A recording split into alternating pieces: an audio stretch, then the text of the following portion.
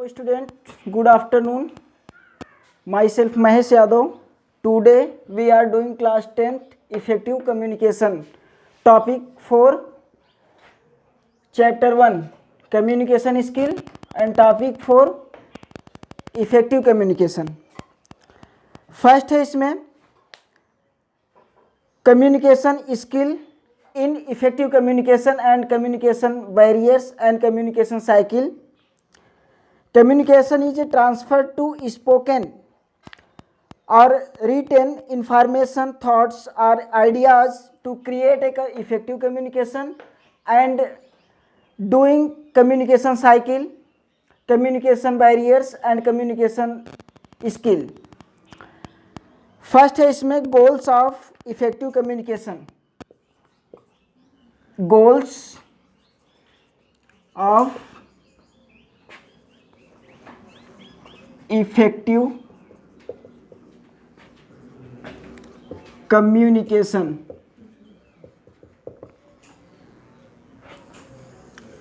Goals of effective communication: understanding changing behaviour and activities of the goals of effective communication.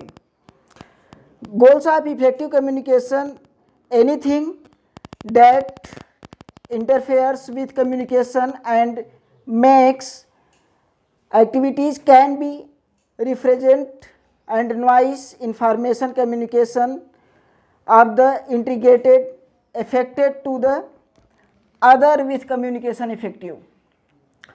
Second option है factors of effective communication. Factors of effective communication.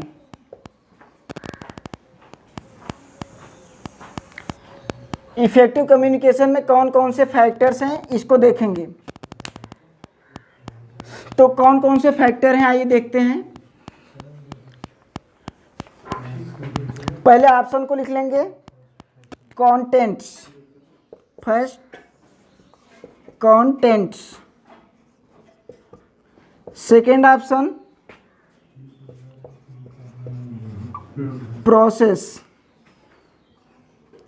Third option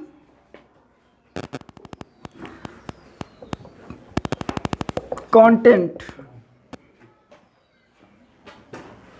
context. Fourth ये तीन contents पहले पढ़ लेते हैं. पहला option है content. Content को देखेंगे. The refers to the language that has been used to the message we all interpreter to a meaning of the contents. Factors of the effective communication: presentation and information communication skill and in communication cycle. Content is the communication factors and communication effective factors. Second option है process.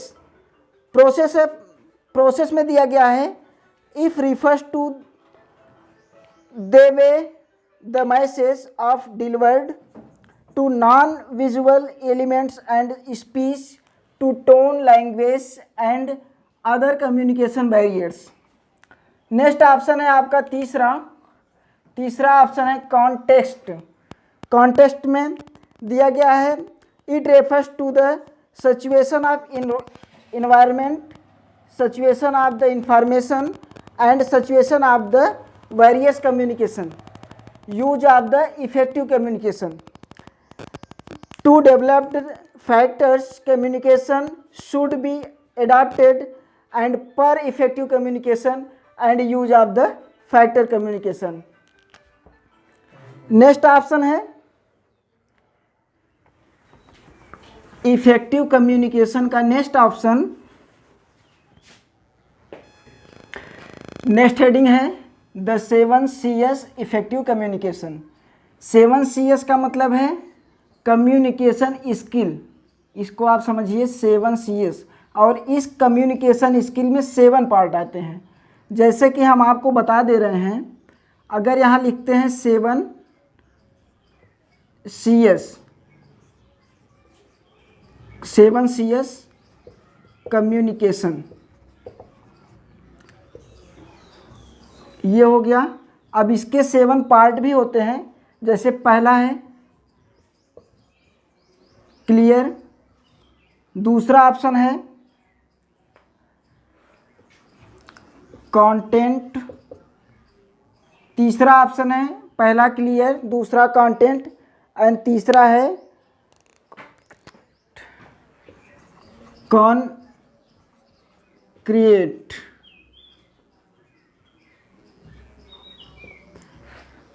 Next option है, अगला option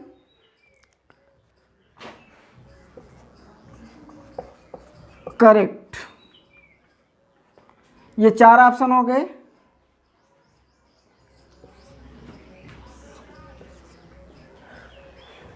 next है complete,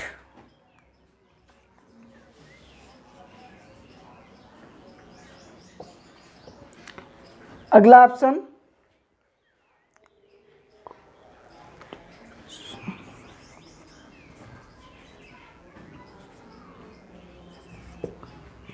कॉर्ट्यूरस। एक option और बचा हुआ है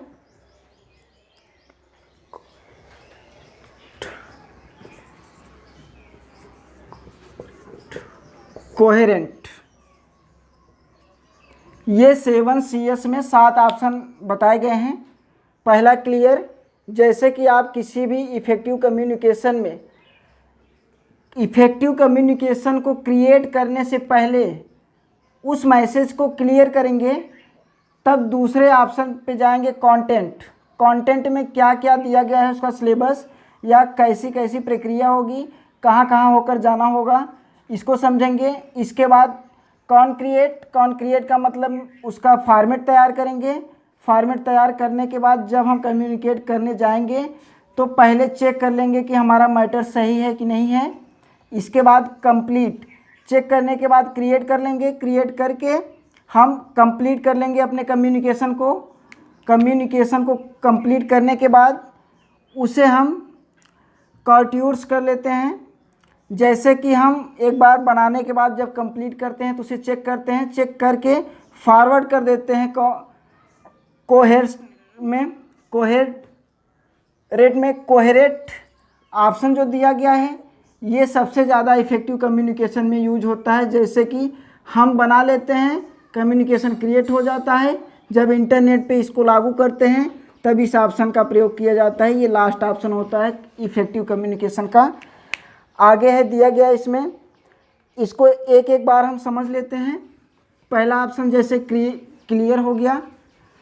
clear में दिया गया है the message can be convert effective of the sender has clarity in A thoughts. Second है जैसे कि दूसरे ऑप्शन में दिया गया है the message should have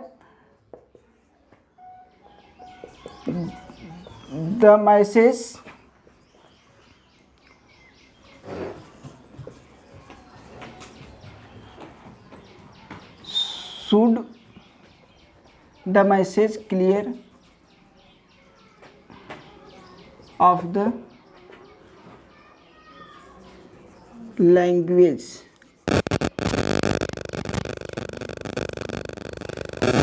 effective and cycle and skill of the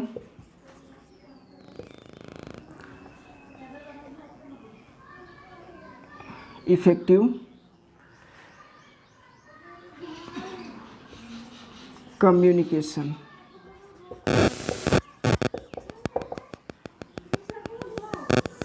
ये हुआ। इसके बाद दिया गया नेक्स्ट ऑप्शन कॉन्सिस में the message must be precise and to the point. एक ही मैसेज को कई बार भेजने के लिए, जैसे कि एक बार में एक मैसेज को क्रिएट किया जाता है और उसे कई कंटेंट में क्लियर करने के बाद उसे भेजा जाता है। अलग अलग लैंग्वेज में भी हम मैसेज को भेज सकते हैं, अलग अलग उसे इफ़ेक्ट दे सकते हैं।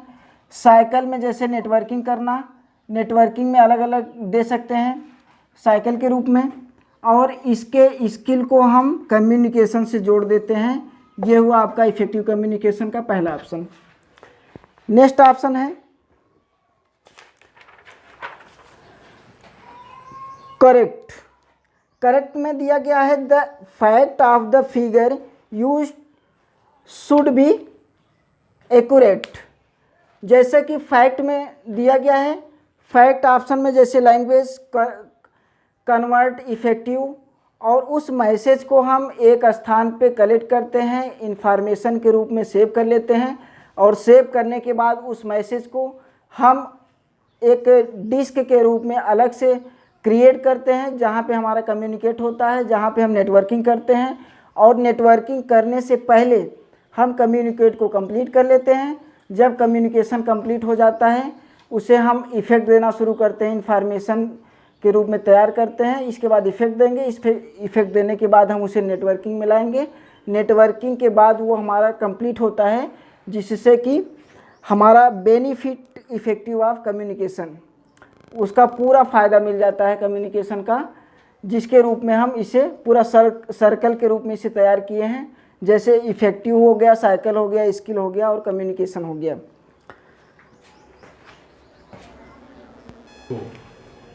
नेक्स्ट हेडिंग है benefits of effective communication. Effective communication में जो भी हम इसके पहले बताए हैं उसमें क्या क्या बेनिफिट हुआ है इसको देखते हैं। Effective communication reduce measurement and the language to the other communication use of the foreign country and overlooking and the important information. This the shape of the effective communication. Effective communication use of the language and understand use of the it use can also protect people from the imprisonment. आगे देखते हैं next option, effective communication create to comfortable environment. Effective communication में सबसे पहले comfortable और environment दोनों को जोड़कर जो इफ़ेक्टिव बनाया गया है वो केवल नेटवर्किंग करने के लिए किया जाता है। जैसे कि हम किसी भी मैटर को इन्फॉर्मेशन के रूप में बना लेते हैं और बनाने के बाद उसको किसी दूसरे स्थान पे भेजते हैं, या तो अपने ही कंट्री में भेजते हैं या तो अदर कंट्री में भेजते हैं, तो वो अलग अलग लैंग्वेज में हो जाता है। जैसे कि एक लैंग्वेज यूज़ करने के लिए हम एक लैंग्वेज में टाइप करते हैं, एक लैंग्वेज में अपने मैटर को तैयार करते हैं, तो वो इफ़ेक्ट देता है हमारे कम्युनिकेशन में, हमारे नेटवर्किंग में। इसके बाद जब हम उसी मैटर को, उसी इन्फॉर्मेशन को अलग अलग यूज करते हैं, अलग अलग लैंग्वेज में यूज करते हैं, तो उसे हम फॉरेन कंट्री में भी भेज सकते हैं और अपने कंट्री में भी भेज सकते हैं, ताकि अलग अलग लैंग्वेज में हमारे मैटर को, हमारे इन्फॉर्मेशन को देखा जाए और उससे हमें बेनिफिट मिलता जाए। इसी को कहते हैं बेनिफिट्स ऑफ इफ़ेक्टिव कम्युनिकेशन। आगे है, आगे दिया गया है कि use of the effective communication. Effective communication use कहाँ कहाँ किया जाता है। जैसे कि रिटेन हम लिखकर यूज कर सकते हैं, रिटेन पहला ऑप्शन है। इसके बाद रीड दूसरा ऑप्शन है, स्पीच तीसरा ऑप्शन है। इन तीनों ऑप्शन के माध्यम से हम कम्युनिकेशन कर सकते हैं, जो इफ़ेक्ट देता है हमारे लैंग्वेज पे। तो पहला ऑप्शन रिटन, हम अपने मैसेज को लिखकर एक स्थान से दूसरे स्थान पे भेजते हैं, जिससे कि हमें एक बेनिफिट मिलता है और उसका इफ़ेक्ट हमारे कम्युनिकेशन पे पड़ता है। दूसरा ऑप्शन है रीड, हम किसी भी चीज़ को पढ़ के दूसरे को बताते हैं, दूसरे जगह पे पहुंचाते हैं, एक दूसरे के माध्यम से शेयर करते हैं। ये पढ़ने से हो गया और ये ऊपर वाला रिटन लिखने से हो गया। तीसरा ऑप्शन है स्पीच, टेलीफोन के माध्यम से और ईमेल के माध्यम से या वॉइस रिकॉर्ड के माध्यम से, जैसे भी हो सके स्पीच करके किसी भी मैसेज को, किसी भी इंफॉर्मेशन को एक दूसरे तक पहुंचाना, ये तीसरा ऑप्शन हो गया। ये तीनों ऑप्शन लैंग्वेज के अंतर्गत आते हैं जो हमारे इफ़ेक्टिव कम्युनिकेशन में साथ देता है और इफ़ेक्टिव कम्युनिकेशन का एक पार्ट होता है, जिससे कि बेनिफिट होता है कम्युनिकेशन को। कम्युनिकेशन को बनाने के लिए सबसे पहले हम उस पर इफ़ेक्ट देते हैं और इफ़ेक्ट देने के बाद लैंग्वेज के माध्यम से लिखी गई बात और पढ़ी गई बात को या बोल के किसी दूसरे तक पहुंचाने की बात को कम्युनिकेशन के माध्यम से हम एक इफ़ेक्ट देकर तैयार किए गए मैटर को बेनिफिट के रूप में प्राप्त करते हैं। इसे हम कम्युनिकेशन इफ़ेक्टिव या इफ़ेक्टिव कम्युनिकेशन कहते हैं, इफ़ेक्टिव बेनिफिट कम्युनिकेशन कहते हैं। आज लेक्चर 4 कंप्लीट हुआ क्लास के चैप्टर का। Thank you.